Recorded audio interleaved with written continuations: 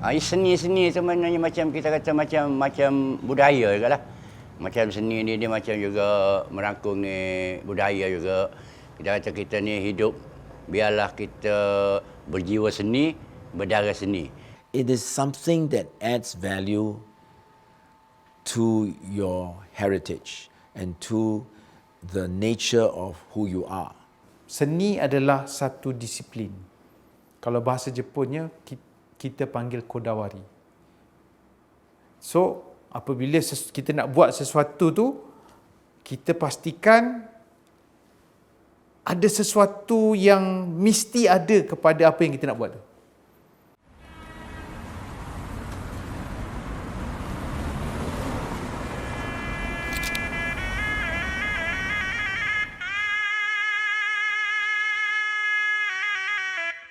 Indah wayang kerana dalang, lahir seni kerana seniman. Andai tiada yang nekat menatang, tergadai budaya ditelan zaman. Tangannya tidak sekadar menggerakkan patung, tetapi menghidupkan sebuah pentas warisan. Tidak kisah wajahnya terlindung, asalkan kasihnya kekal menawan.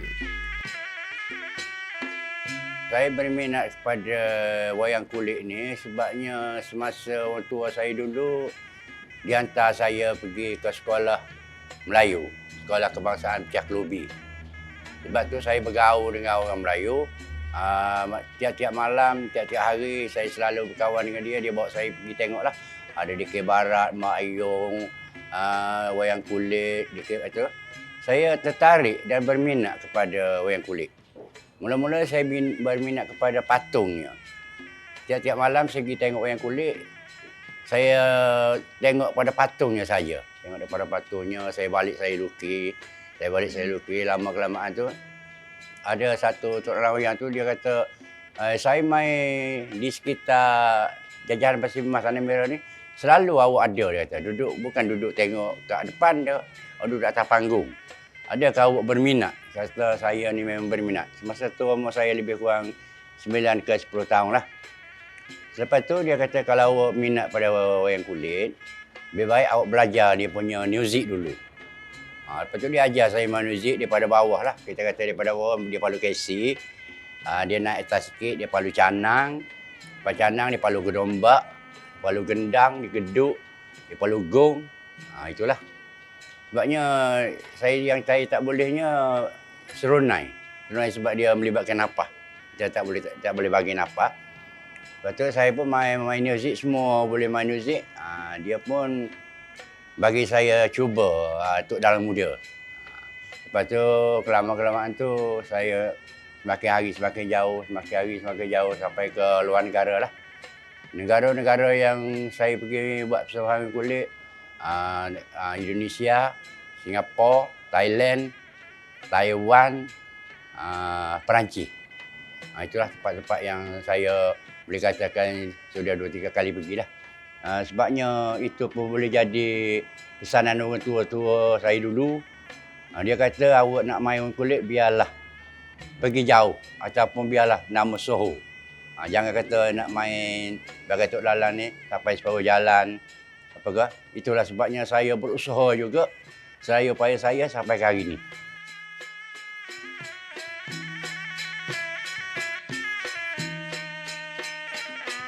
Usaha murni ini telah berjaya membawanya ke seantero dunia, memperkenalkan negara sambil memartabatkan seni persembahan wayang kulit Melayu yang lazimnya agak terasing untuk diceburi mereka yang sebangsa dengannya. Namun, beliau tidak melihatnya sebagai kekangan, sebaliknya suatu anugerah unik, seunik Malaysia, tanah airnya sendiri.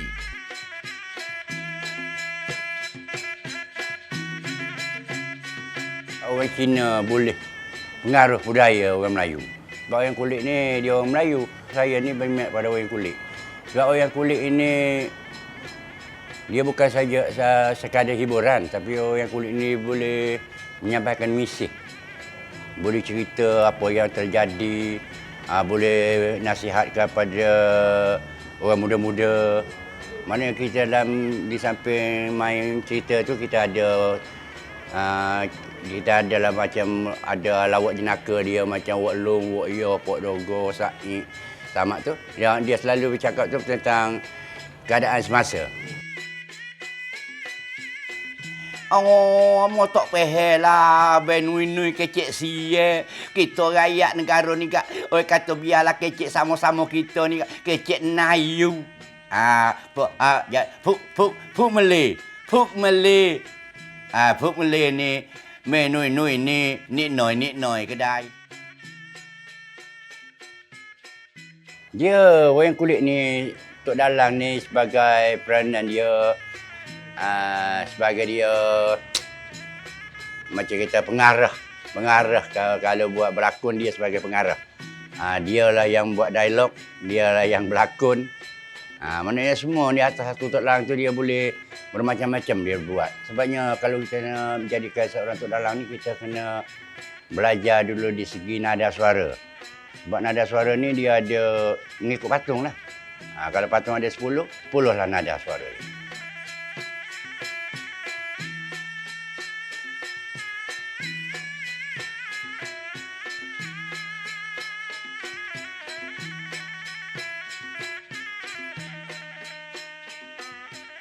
Fikir barat.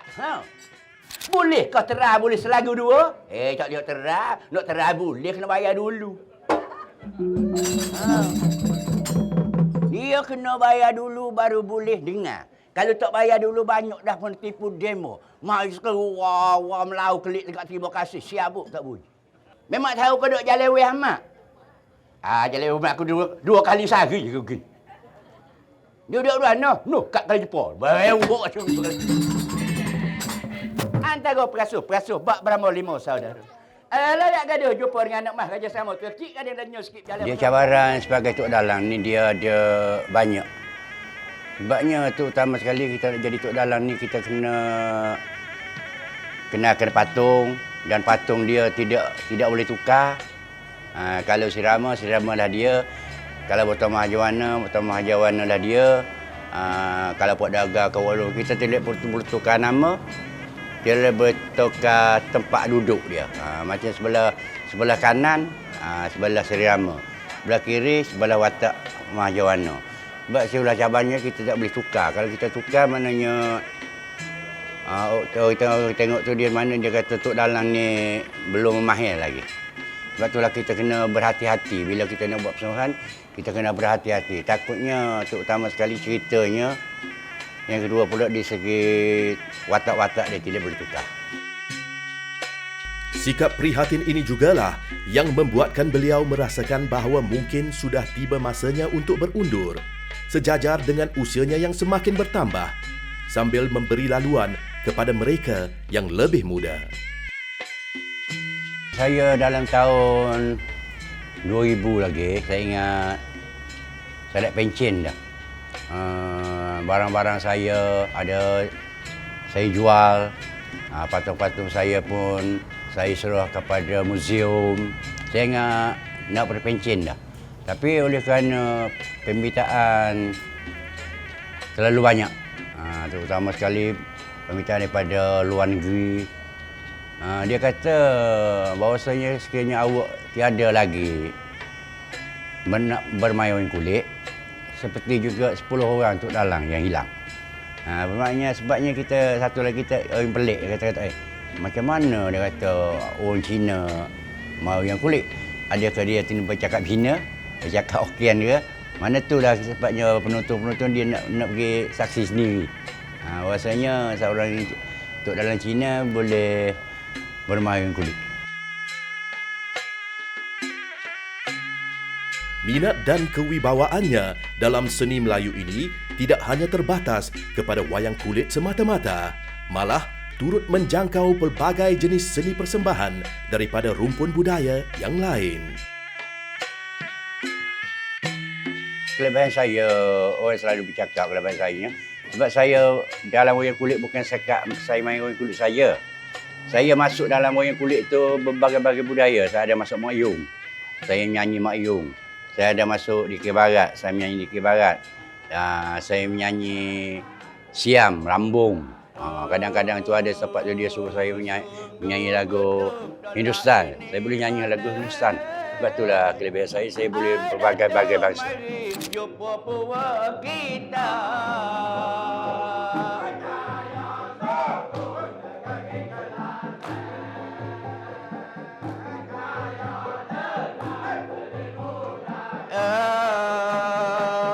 Nanti dengar amono bilang negeri Kelantan unit begitu skala. Saya nasihatkan kalau boleh ikutlah seperti saya. Contohnya saya sebagai orang Cina, saya boleh main budaya orang Melayu. Biarlah kalau boleh orang Melayu, biarlah dia ikut bahasa budaya Cina. Macam kata main tarian singa, apa tu, rebana, 24 musim. Macam juga orang India ke orang Siam ke, biarlah kita jangan ikut budaya kita saja. Kita bercampur-campur kan. Untuk meluaskan lagi kedengaran ataupun pandangan penonton. Seperti yang telah beliau buktikan, meluaskan paradigma menerusi penglibatan seni bersilang budaya ini mampu menjadi asas perpaduan kaum yang berkesan. Sikap dan pendirian beliau ini juga amat disenangi rakan-rakan seperjuangan. Kita ikut dia setahun ni semua baguslah dia. Dalam pun bagus, jaga panjang-panjang pun bagus. Semua atas diri dia ni kita tak boleh komen lah. Semua bagus. Cerita ni banyak dia boleh bawa. Cerita 5 pahlawan, cerita tergiling. Banyak cerita dalam wayang Pak Cu ni, semua kita tak boleh nak komen dia. Apa Tuan Kija tu minta sumai cerita ni, dia akan boleh buat. Pak Cu ni yang mesra, tapi dalam permainan dia jenis orang yang tegas dan juga dia amat mementingkan disiplin. Masa dulu dalam wayang ni semua Melayu dah. Sekarang lah ni dah Pak Cu dia minat, hati dia ni dia minat wayang kulit, mesti dia tubuh wayang kulit lah.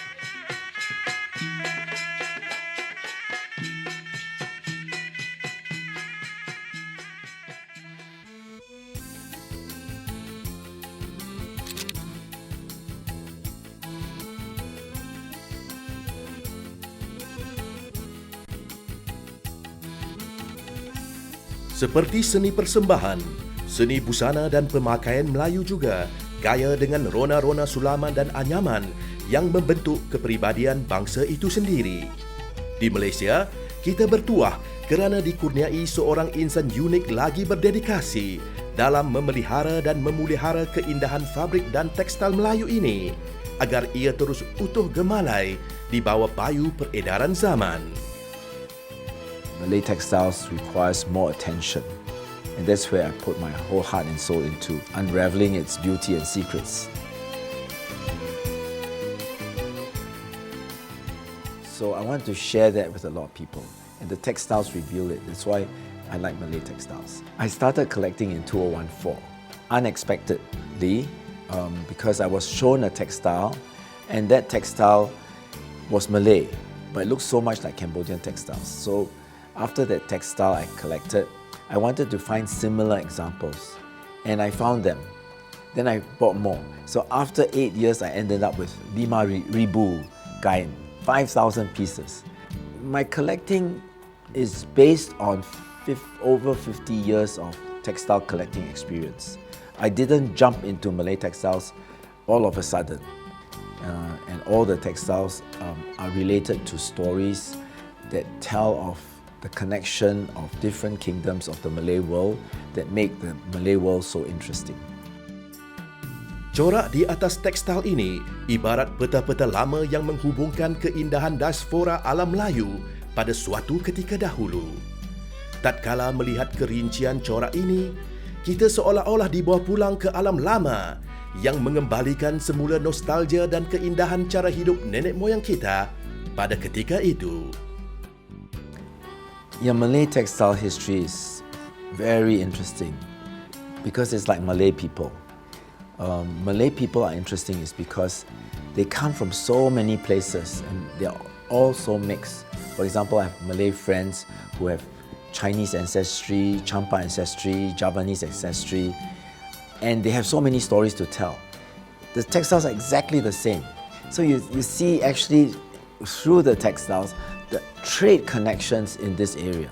So I think Malay textiles have a charm that intrigues people. The Malay people, they have a characteristic that even some Malays don't know about, and that is they have a very strong sense of their own likings, what they like and what they don't like. Beliau sendiri sentiasa ditusuk rasa berkobar-kobar di hati setiap kali mendekati tekstil Melayu ini. Malah, dengan menggunakan kepakaran dan perbelanjaannya sendiri, beliau mengumpulkan semua tekstil ini dan mengadakan pameran di ibu kota untuk memperagakan koleksinya. Beliau bukan sekadar teruja untuk mengetahui cara tekstil ini dihasilkan, tetapi turut terpesona setiap kali memikirkan bagaimana tekstil ini dibentuk menjadi busana praktikal. Baginya, mengumpulkan pelbagai tekstil Melayu ini ibarat menyelesaikan satu teka-teki menarik dalam menjejaki perjalanan tekstil ini di sekitar Nusantara sebelum ia sampai di tangannya. In terms of designs, there are many designs that the Malays like. The first one, of course, is Pecet Rebong, and the other one is Telok Berantai. So Telok Berantai is like a lattice pattern, a diagonal lattice pattern. So the rantai is like a square, but you turn it over to make like a diamond shape. And then inside each of the diamond shapes, there are flowers or there are other diamond shapes, right? Then you have other patterns that the Malays like, but it's not their pattern. For example, the pattern of the swastika. So the swastika is Hindu-Buddhist. It comes from, a lot of times you see it in the Tantric Buddhist temple. And the Malays liked it because it's a geometric pattern. If you repeat the swastika, you make a beautiful pattern. But it has a different meaning to the Malays. It's just a pattern. For the Buddhists, it's the symbol of eternity. You know, in the 9 states of Malaysia, Semenanjung, color is used differently. For example, do you know that in Johor, the royalty can only wear black pants? But in Kelantan, the top and the bottom must be the same color. So the royal color in Kelantan is yellow and light blue. In Terengganu, it's purple. So like Tunku Ampuan, who moved from Pahang to Terengganu, all her baju is purple. So different colors represent different royalties of different states. Bukan sekadar warna, variasi proses, teknik dan motif dalam menghasilkan pelbagai tekstil Melayu membuktikan bagaimana budaya, teknologi dan kreativiti mampu digabung jalinkan dengan sebegitu berkesan. Sesungguhnya, tekstil Melayu yang masih kekal bertahan menongkah arus peredaran zaman ini merupakan khazanah ketara yang tidak ternilai harganya. One of the greatest challenges is rarity. You see in books, you see it in a museum. So he said, if only I could get something like that. I have to depend on the universe. You know, it's very interesting. When I meet challenges, I ask the universe, can I have it? Even though I don't have money? And when the universe nods, the textiles come to me. So I think I'm very blessed that I've been able to jump over the hurdles in this collecting experience. The hurdles will be the challenges. Bukan hanya untuk dirinya sendiri, koleksi tekstil Melayu ini mampu membudayakan seluruh generasi baru untuk menghargai dan menyedari betapa relevannya warisan seni ini untuk berkesinambungan ke generasi mendatang. Kita seharusnya bangga, kita sebagai seorang Melayu, seorang yang bukan Melayu meminat kita punya warisan ataupun sejarah kita, kita sepatutnya berbangga kerana orang lain yang menghargai warisan dan kesenian kita. Saya rasa memang kaum kita bukan bangsa kita, tapi mereka lebih nampak budaya kita itu indah kan. Kadang-kadang kita sendiri tak perasan benda tu memang wujud, dan juga kita kena ambil iktibar untuk orang kata mengadakan pameran-pameran seperti ini, dan juga memperkenalkan fabrik-fabrik tempatan kita yang sejak azali lagi ataupun yang antik atau vintage di muzium-muzium tu kena congkilkan, orang kata bongkarkan lagi dan kenalkan kepada masyarakat masa kini. Corak anyaman, cara tenunan dan pemadanan warna pada tekstil ini menjadi catatan evolusi dalam menilai simbol kecantikan yang dijulang masyarakat di ruang lingkup dan garis masa yang berbeza. Pendek kata, inilah definisi keanggonan apabila busana ini diperagakan di atas tubuh nenek moyang kita dengan bangganya pada suatu ketika dahulu. Apakah yang mempengaruhi definisi keanggonan ini?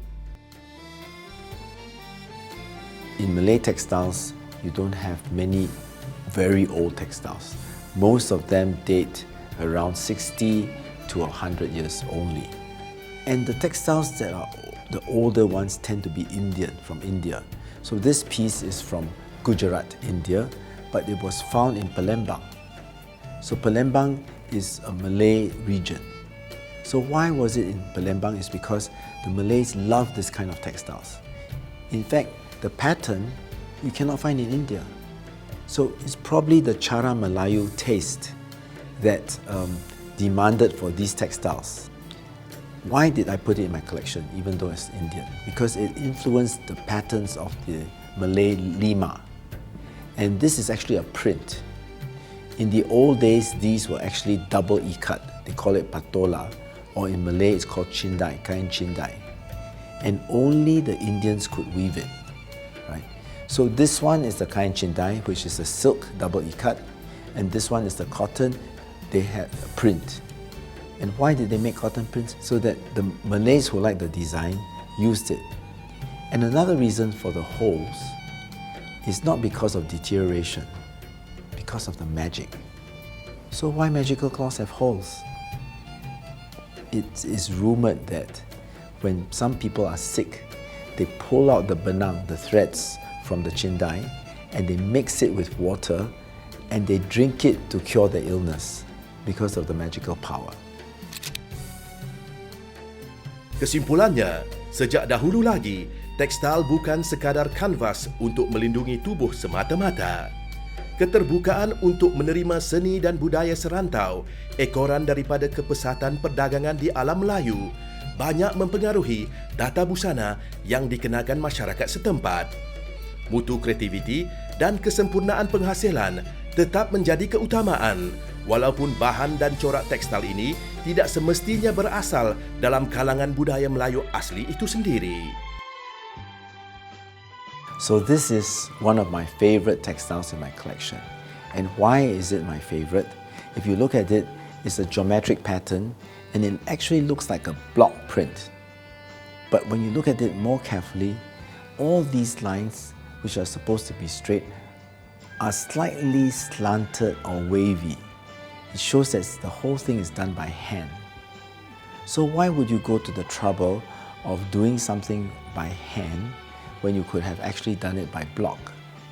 So there must have been a lot of concentration to draw these lines straight, to make it look like this. And the geometry actually shows a repetition, right? It's modern and it looks boring because it's a repetitive pattern, but the more you look at it, the more interesting it is. Because the way they integrate the blue and the purple so that the color vibrates, that is art. Knowing that when you put the right color together, there is vibration, visual vibration. Actually, the color doesn't really vibrate.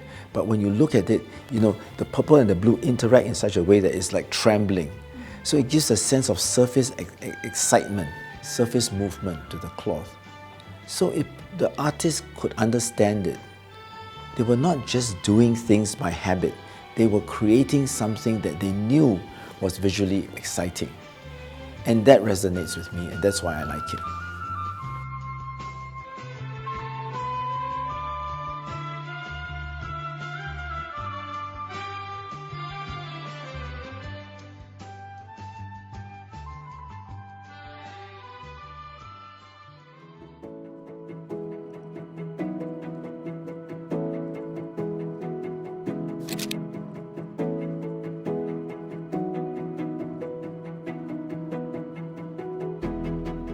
Yang baik itu budi, yang indah itu bahasa, yang gemersik itu puisi, yang gagah itu sastra. Lazimnya, bahasa ibunda menjadi pilihan. Tetapi di bawah junjungan langit Malaysia ini, lahir seorang penyair istimewa yang cemerlang dalam karya bahasa Melayunya. Tidak mudah menghitung pengembaraan panjang pohon bahasa yang cekal mengujah musibah, meredah gelombang bergulung demi menegakkan identiti dan harmoni pertiwi.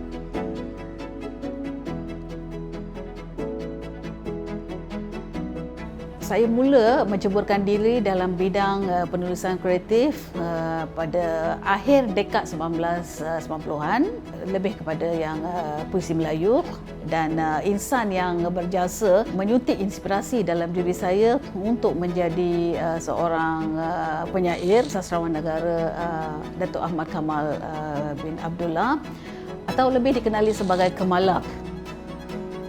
Selain mentor bahasa, penglibatan ahli keluarganya juga memainkan peranan penting dalam memupuk cintanya terhadap puisi dan sastra. Mendiang ayah saya seorang penyair.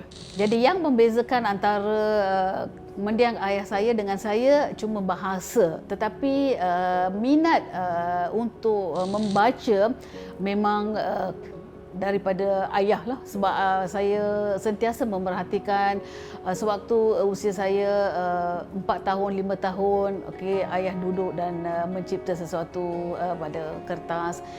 Mungkin saya boleh katakan bahawa latar belakang keluarga saya mencetuskan minat akan penulisan kreatif sebab saya lahir dan membesar di kuartus guru. Kuartus guru di Kuala Kurau. Jadi mungkin pergaulan saya dengan mereka dari usia muda sampai ke peringkat tertinggi itu antara faktor yang menyebabkan saya lebih mengenali budaya Melayu. Seni dan budaya berbahasa bukan sekadar alat komunikasi, tetapi menjadi medium untuk menyuarakan pandangan dan membungakan perasaan. Malah, bakat dan pendidikan formal membolehkan beliau menjadikan bahasa sebagai medan yang berkesan untuk merakyatkan karya-karya antarabangsa. Saya sebenarnya bermula sebagai penterjemah. Okey, ramai yang menyangka bahawa saya bermula sebagai penyair, sebenarnya tidak. Saya mula dikenali sebagai penterjemah dan penyair apabila saya mula menterjemahkan karya penyair luar negara. Tetapi saya melibatkan diri dalam bidang penulisan kreatif pada 1990-an yang itu secara rasmi apabila karya tersiar dalam media cetak. Tapi sebelum itu saya dah mula berkarya. Saya mula berkarya dengan bimbingan mendiang ayah untuk majalah sekolah. Saya juga aktif dalam Gapura Kreatif, satu persatuan yang diwujudkan untuk mendeklamasikan puisi, menganjurkan aktiviti dan sebagainya. Dan sebenarnya saya dah mula berkarya sejak usia 11-12 tahun. Okay? Khalayak sastra mengenali saya sebagai seorang penyair hanya apabila saya menjadi ahli jawatankuasa Perak. Menjalar dari air keluhuran, meredah gelombang bergulung demi menegakkan identiti dan harmoni. Penerimaan khalayak, saya rasa memang ada timbul juga pertanyaan mengapa saya lebih kepada karya sastra Melayu dan bukannya sastra Inggeris. Dan saya berkata bahawa jika ada permintaan dari luar negara untuk mengirim puisi dalam bahasa Inggeris, saya akan mengirim juga puisi saya. Tapi di sini memang saya hanya mengirim dalam bahasa Melayu saja. Dan ada juga pertanyaan mengapa saya lebih cenderung untuk menulis puisi bernada Islam pada peringkat awal. Dan di situ pun saya telah menerangkan dalam buku sulung saya bahawa latar belakang saya mungkin sebab utama mengapa saya mula menukilkan saja bernada Islam, sebab saya mengkaji tasawuf Islam, tamadun Islam dan juga mengambil sejarah Islam, dan saya mengkaji teori takmilah di universiti. Asimilasi budaya sebeginilah yang membuatkan beliau lebih dekat dengan seni lisan dan penulisan bahasa Melayu berbanding bahasa lain. Beliau juga tidak pernah mensiakan setiap ruang dan peluang yang diberikan untuk terus mencipta karya-karya sastra Melayu yang bermutu. Inspirasi boleh dikatakan bahawa kadang-kadang inspirasi itu macam lintasan fikiran yang boleh menjelma pada bila-bila waktu. Itu adalah, saya rasa, suatu anugerah lah daripada Yang Maha Berkuasa, sebab lintasan tu sekejap sahaja. Sebab tu semua penulis akan menyimpan pena dan juga yang buku nota, sebab akan mencatat, selepas tu akan hilang.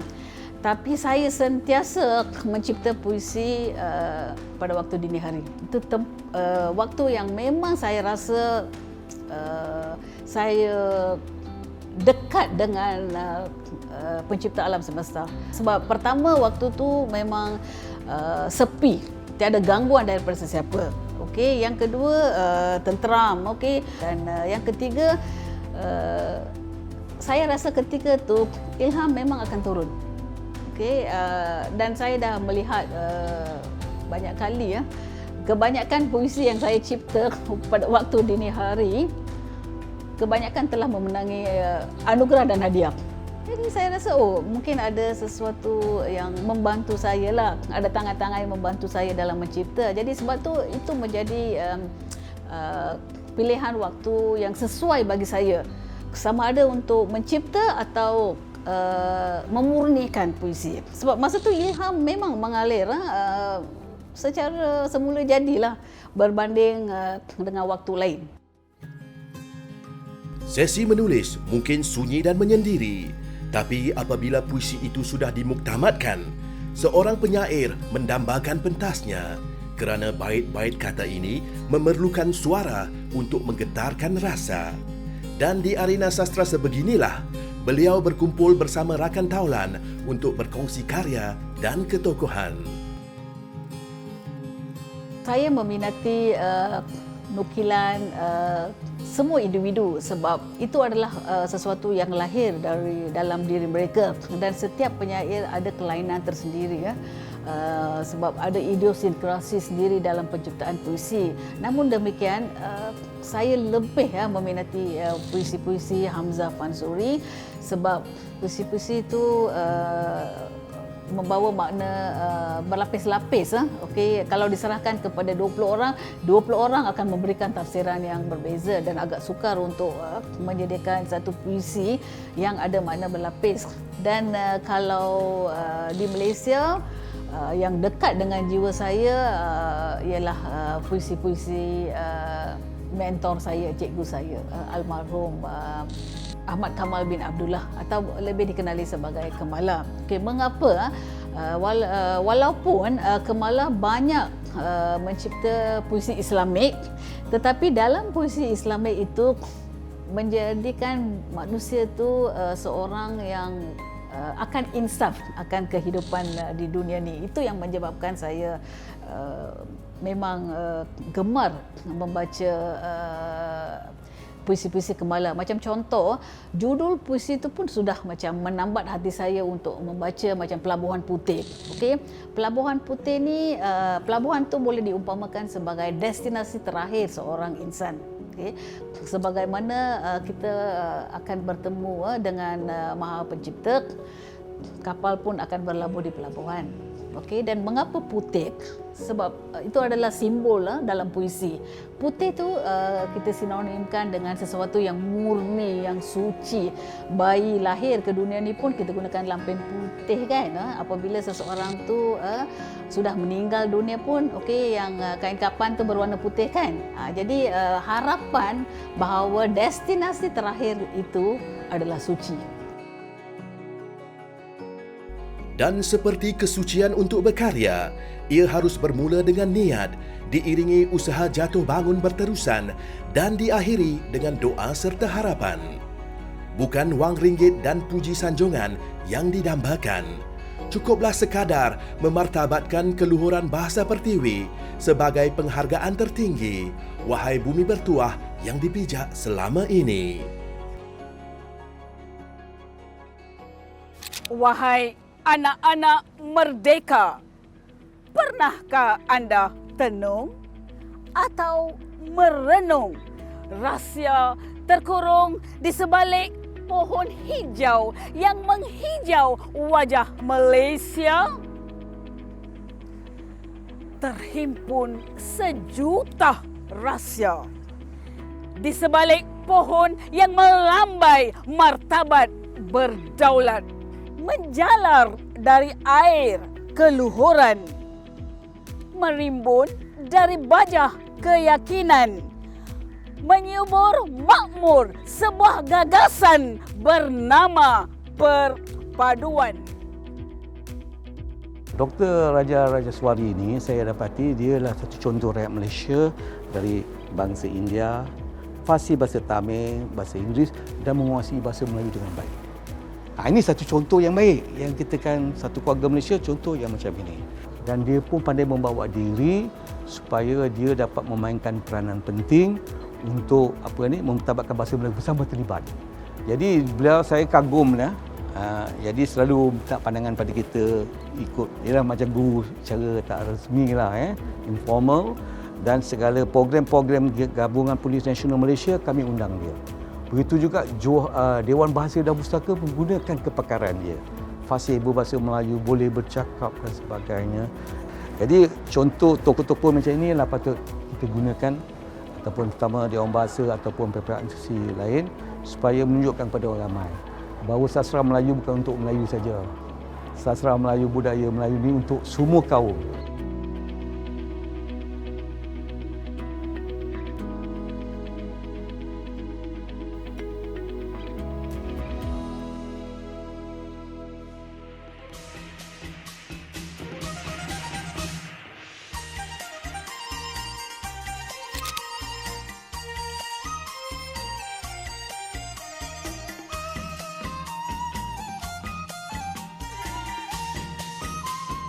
Sama seperti persembahan tarian singa yang mampu memukau semua lapisan masyarakat, pembabitan peserta tidak lagi hanya tertakluk kepada suatu etnik tertentu sahaja.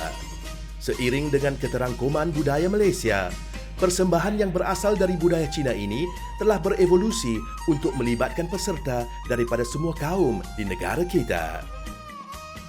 Saya main sebagai kepala singa dengan drum, dengan alat-alat muzik yang lain. Saya berminat dengan sebab flat saya semua orang Chinese kan. Sebab bawah tu ada gerai makan, setiap Chinese New Year mesti ada orang main kat bawah tu. Dan saya tengok macam best. Dan saya pun decide untuk cari tim-tim tarian singa yang termasuk kat area-area sini. Pencarian itu akhirnya membuahkan hasil apabila dia diterima ke dalam pasukan tarian naga dan singa Sheng Wai. Bagaimanapun, pengalaman pertama itu tidak mudah buat dirinya. Saya first main tarian singa, first datang tempat training memang saya segan lah. Saya memang rendahkan diri sebab kita tengok orang lain dah lompat sana, dah lompat sini, dah pegang kepala, main drum. Saya pun macam rendah diri sikit, malu sebab saya ni orang baru kan. And then dan kawan-kawan Chinese pun tarik, ajar macam Sifu tarik saya main ajar kepala tarian singa. Saya tertarik singa main simbol. Lepas tu tiba-tiba dah pandai Sifu tarik pergi main drum. Terus pandai main drum. Drum pun dalam masa 2 tahun jugalah nak pandai. Untuk jadi kepala singa, saya ambil masa dalam 2 ke 3 tahun jugalah. Sebab nak training dia punya step by step kan. Saya training setiap malam, saya akan datang dan training dalam 2-3 tahun juga. Bermula dengan latihan musikal sehinggalah ke latihan amali. Pengalaman yang dikutip ini menjadi sandaran untuk beraksi dengan lebih yakin dan cemerlang di peringkat tertinggi. Ini termasuklah pengamatan di setiap sudut pandang kehidupan. Peranan dia kita macam nak nampak singa tu cantik kan. Macam kucing, kita tengok kucing daripada jauh, tengok kucing tu bergerak. Macam tu kita nak buat kat kepala singa tu juga. Dia nampak macam kucing tu hidup, singa tu pun kita nak nampakkan dia jadi hidup macam kucing tu. Setiap langkah harus tepat. Setiap pergerakan akrobatik harus sejajar dengan pergerakan pemain yang lain sambil mengikut ritma muzik pengiring. Koordinasi adalah penting kerana setiap kesilapan bukan saja akan melibatkan pemain itu sendiri, malah reputasi seluruh pasukannya. Nak start persembahan atau pertandingan ni, kita full ingatkan step kita je lah. Step kita, step drum juga. Mesti kalau persembahan mesti ada pertukaran step. Dan kita nak keluar untuk persembahan ni pun kita mesti nak tunjuk yang kita dah lama training ni ada punya hasil lah. Sebab dah lama training kan, dalam 5, 6, 7 tahun juga. Dan time persembahan tu jugalah masa untuk kita nak keluarkan apa yang kita dah training sebelum ni. Adalah dipercayai tarian singa yang sinonim dengan budaya masyarakat Cina di seluruh dunia ini sebenarnya berasal dari negara India ataupun Parsi. Sekiranya dahulu, persembahan tarian singa di Malaysia ini hanya melibatkan pembabitan kaum Cina, landscape seni persembahan kebudayaan di negara kita sudah mengubah senario ini sepenuhnya. Pada hari ini, kebebasan untuk berkarya ditambah dengan iltizam untuk berjaya menjadi faktor penerimaan yang lebih penting berbanding dengan batasan budaya dan bahasa itu sendiri. Untuk membolehkan budaya lama ini terus berkembang dan diterima sehingga ke hari ini, pasti ia mendukung bersama nilai-nilai murni yang mampu membentuk darjah kemanusiaan yang tinggi. Dan itu jugalah harapan setiap pasukan agar ahli-ahlinya itu dapat dilatih dengan penuh disiplin sehingga menyerlahkan kewibawaan mereka yang sebenar. Saya terlibat dalam tim tarian singa ni daripada umur 13 tahun sehingga sekarang lah umur 17 tahun. Saya minat daripada kecil lagi. Sejak ada satu ni dalam persembahan tarian singa tu, saya memang terpegun lah. Memang betul-betul minat dengan tarian singa tu. Daripada pergerakan dia, muzik dia.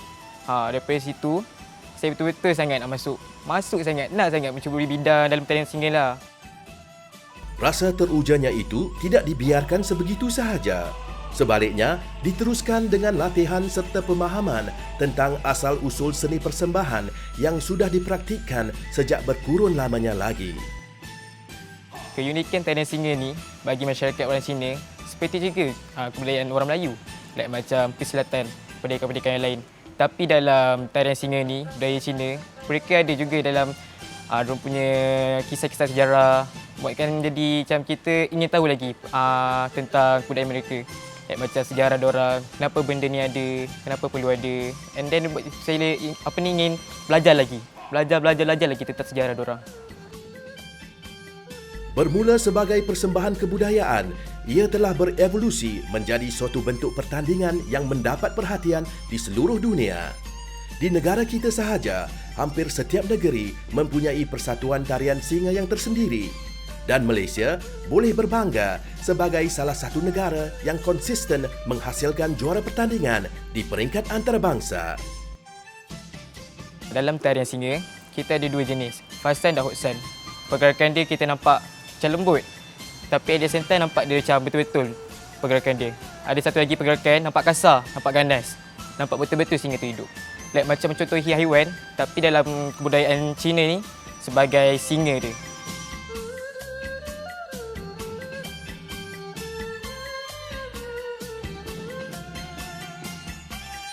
Bagi saya, pemain ekor belakang, kita kenalah. Macam saya kena kuatkan kaki saya, tubuh badan saya. dalam setiap masa kena bengkokkan badan. Itulah pemain ekor belakang kan, nampak betul-betul dalam pergerakan macam singa.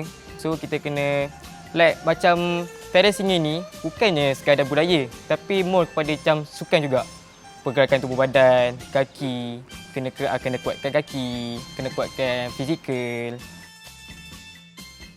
Disiplin, daya saing, usaha berterusan dan semangat berpasukan adalah antara kriteria utama yang harus ada dalam membentuk kejayaan.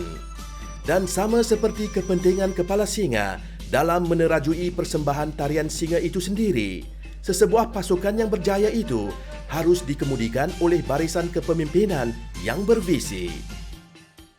Sheng Wai Dragon and Lion Dance ini kita memang fokus dalam tarian naga dan singa. Selain itu, kita juga memberikan pengajaran disiplin yang baik kepada mereka dari segi teamwork, dari segi masa yang tetap dan juga melatih badan mereka sebab tarian singa ini merupakan satu jenis sukan. Tarian singa ini dia bukan lagi merupakan satu budaya Cina tetapi sudah menjadi budaya Malaysia kerana negara-negara luar pun datang ke Malaysia untuk belajar seni tarian singa Malaysia ini. Apatah lagi budak-budak Malaysia. Muhammad Daniel dia sudah join kita sebanyak 5 tahun. Pada mulanya dia join kita kerana seorang kawan Cina dia memang kita punya team member. Peranan Daniel dia pada mulanya dia memang kita mengajar dia bermain simbol dulu. Lepas itu dia bermain gong dan seterusnya sekarang dia sudah menjadi seorang pemain ekor. Kriteria sebagai seorang pemain ekor, badannya kena kuat, dia kena melatih diri dia kerana sebagai seorang pemain ekor dia kena menahan berat kepala singa itu.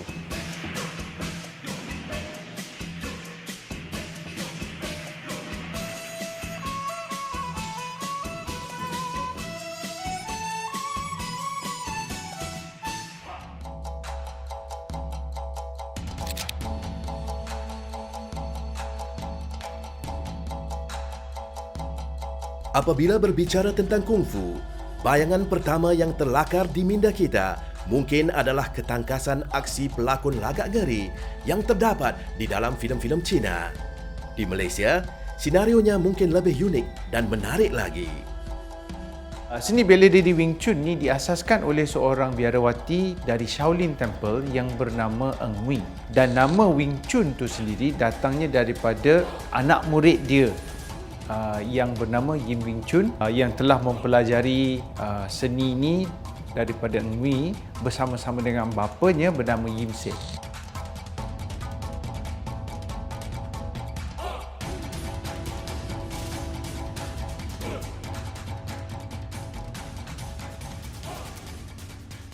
Dalam seni bela diri Wing Chun ni, ianya menitik beratkan pergerakan yang pantas terus kepada target atau hala yang dia inginkan dan menggunakan tenaga yang seboleh-bolehnya paling sedikit untuk mencapai target ataupun sasaran yang dia inginkan.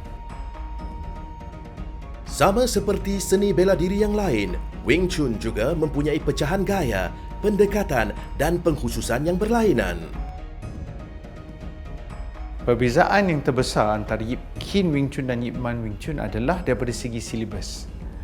Silibus Yip Man Wing Chun dia lebih simple, senjatanya kurang dan juga dia lebih fokus kepada pertempuran di jalanan.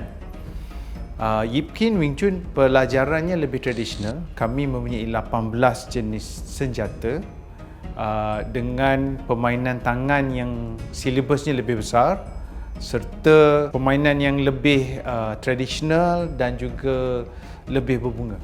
Jadi dalam Yip Man Wing Chun terdapat 3 form tangan kosong dan 1 orang kayu dipanggil.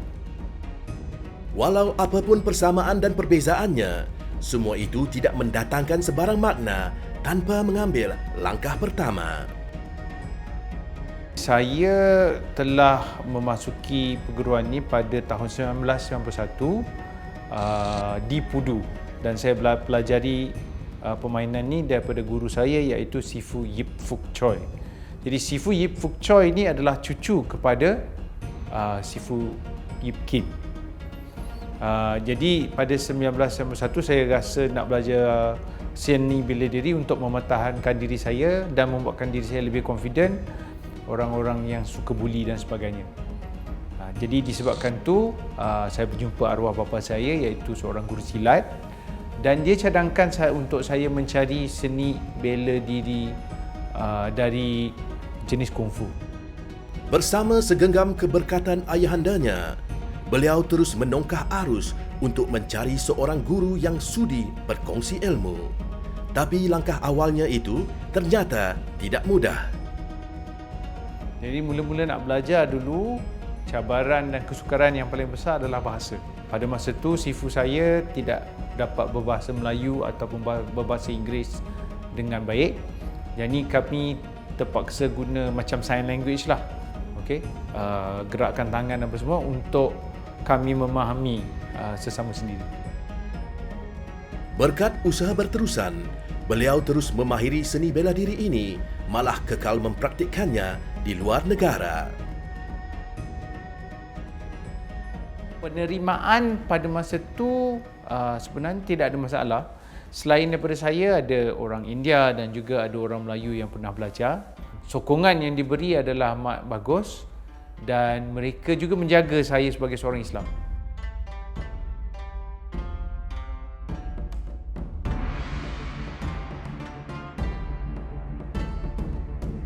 Sejak 1991 sehingga sekarang, kenangan saya belajar adalah pada tahun 1998 di mana cara kungfu yang diajar adalah amat tradisional. Kami hanya mengulangkan forms. Okay? Jadi apabila saya pergi ke UK, saya melihat itu satu peluang untuk saya belajar Ip Man Wing Chun pada masa itu, dan saya masuk kelas lah. Bila saya masuk kelas, saya dah dapati apa yang mereka boleh buat, saya memang sudah boleh buat. Selain daripada kelas Ip Man Wing Chun saya belajar tu, saya juga menyertai satu kumpulan di mana kami terdiri dari pelbagai seni bela diri. Memang macam-macam ada, dan dalam kumpulan tu kami melakukan sparring bersama-sama dengan sahabat-sahabat semualah. Saya dapat mempertahankan diri saya dengan baik, alhamdulillah. Pada masa tu bukan saja dapat mempertahankan diri saya, tapi saya boleh buat sesuatu yang saya sendiri tak sangka. Salah satu kelebihan Wing Chun terletak pada kepelbagaian pergerakan dan serangan tangannya yang begitu mudah, lincah tetapi amat bahaya. Kami ada 6 form tangan kosong. Yang pertama dipanggil bunga kecil, bunga besar yang kedua. Lepas tu ada senjata kayu setinggi 6 kaki yang dipanggil Yong Wei Pang. Kemudiannya senjata sepanjang 9 kaki setengah ataupun 3 meter yang dipanggil Lop Tim Pun Kuan. Kemudian kami belajar orang kayu. Dalam filem Ip Man dia main dengan orang yang ada tangan-tangan tu kan, kakak kayu tangan-tangan tu. Itu dipanggil Mok Yan Chong. Kami ada latihan Chi Sao, okay, di mana kita berdua kita buat teknik, kita gunakan teknik lah. Seterusnya ada Subdue the Tiger form, okay, Five Animals, dan juga satu form yang dipanggil Iron Right Elbow. Terdapat beberapa faktor utama yang harus diambil kira ketika hendak menentukan jenis seni bela diri yang paling sesuai untuk dipelajari. Dan beliau mempunyai alasan tersendiri untuk memilih Wing Chun berbanding disiplin yang lain. Pada saya, keunikan seni bela diri Wing Chun ni satu je. Dia simple, dia mudah dilakukan dan dia boleh digunakan oleh orang kecil untuk melawan orang-orang yang lebih besar. Jadi tak menggunakan tenaga, dia menggunakan scientific principles. Siapa sangka keputusan awalnya untuk menceburi sukan bela diri ini telah membawa kepada dirinya bergelar seorang guru kungfu pada hari ini. Namun, keyakinan ini harus diterap bersama dengan sikap rendah diri yang menjadi junjungan utama gurunya. Seni bela diri ini adalah sesuatu yang berevolusi. Dia sentiasa berubah.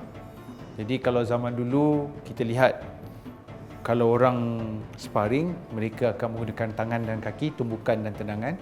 Sekarang ni kita ada pula macam MMA yang melakukan seperti wrestling dan juga judo dalam martial art Jepun.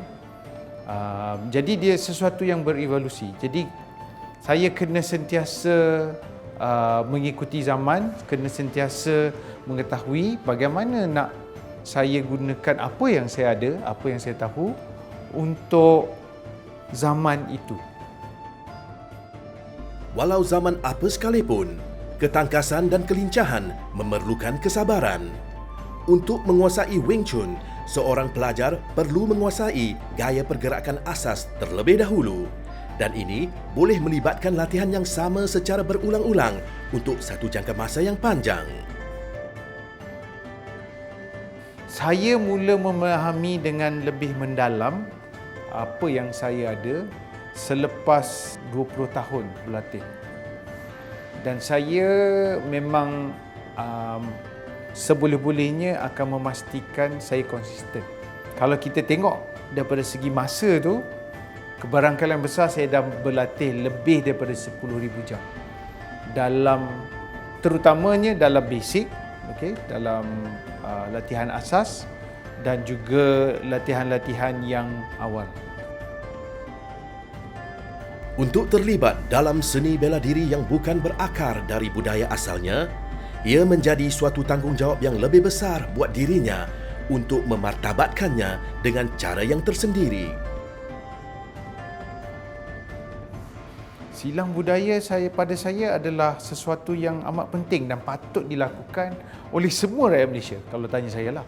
Sebab kita duduk di dalam satu masyarakat majmuk. Kalau kita tak kenal kita punya jiran, macam mana kita nak betul-betul kenal negara kita? Jadi saya dapat lihat sendiri dan saya dapat alami bagaimana orang-orang Cina ni meraihkan perayaan mereka. Jadi kita dapat belajar tentang pantang larang mereka. Dan dengan itu kita dapat lebih rapat. Beliau amat menghargai guru yang sanggup mengorbankan segalanya demi kelangsungan warisan ini. Beliau berjanji akan terus menyebarkan seni turun-temurun ini kepada generasi mendatang dari pelbagai latar belakang. Pencapaian saya yang terbaik pada saya kalau saya ambil kira adalah saya berjaya menjadi guru. Saya berjaya menguasai silibus walaupun dalam bahasa yang berlainan. Kami memang satu seni bela diri yang tradisional. Kami tidak masuk pertandingan dan sebagainya. Tapi kami banyak buat demonstration di universiti, di sekolah-sekolah di seluruh Malaysia.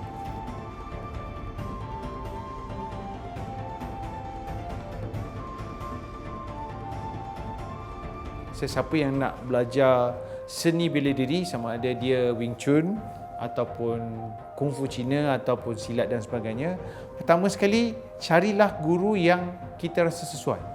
Sebab apa saya katakan guru yang kita rasa sesuai, yang kita ada rapport. Sebab kita nak belajar daripada orang, kita mesti sekurang-kurangnya suka orang tu lah.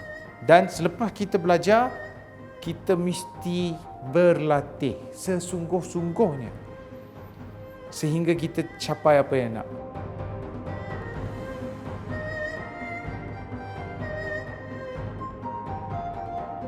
Pertama saya rasa culture shock sikit lah. Kung Fu Cina diajar oleh orang Melayu lah. Tapi saya pun teruskan kelas itulah, saya nak tahu ada benda yang saya boleh belajar tak. So malam tu Rabu saya dengan satu perempuan. So perempuan tu dia cakap something. So dia nak tengok itu cisau lah. Cisau tu dua orang lekatkan tangan dan serang each other. So masa tu Kak Kahar pun tutupkan mata dia yang kita buat cisau tu, dia panggil saya serangkan dia. So saya serang dia selama 2 minit, tak sampai dia langsung semasa dia tutup mata dan dia campak saya sini ke sana. Lepas saya balik pun lebang sini lebang sana. So lepas tu saya sudah tahu orang ni dapat mengajar seni bela diri kepada saya. So saya decided to join kelas itulah. Belajar dari pengalamannya sendiri, beliau bersifat kreatif dan terbuka apabila berdepan dengan pelajarnya yang lahir dari generasi yang berbeza. Dalam kelas dia sangat relax. Kita ada gulau-gulau dan kita ada praktis juga. Kita sepenuh attention berlatih, berpeluh-peluh. Tapi at the same time kita pun ada gurau. Dia tak mengamalkan budaya hierarki lah. So dalam kelas tu you rasa dia macam abang saja. Bukan satu sifu yang sangat tinggi macam tu. Sebelum kelas tamat tu kita akan duduk satu bulatan dan kongsikan apa yang kita belajar. So saya rasa kita boleh berhubungi sesama dengan rakan-rakan sekali. Itulah budaya yang Kahar amalkan dalam kelas itu.